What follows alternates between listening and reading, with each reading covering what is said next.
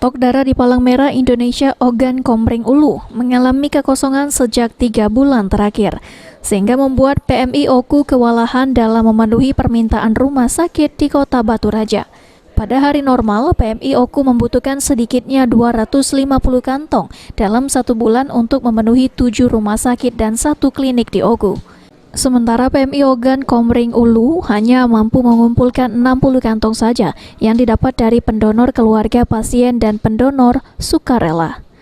Kurangnya stok darah di kantor PMI Oku diakibatkan kurangnya instansi swasta dan pemerintahan mengadakan donor darah massal akibat ketakutan pandemi yang masih melanda saat ini.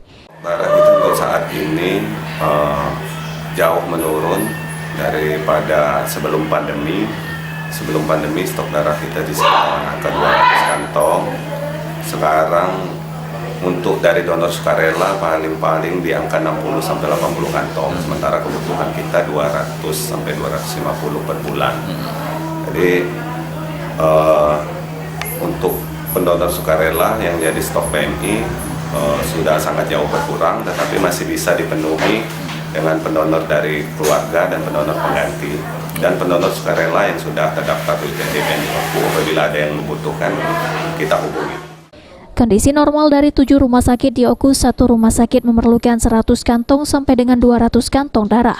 Ada beberapa golongan darah sulit didapatkan, oleh sebab itu diharapkan masyarakat bisa dengan sukarela mendonorkan darah sehingga stok darah bisa terpenuhi. Ari Pranika, PAL TV.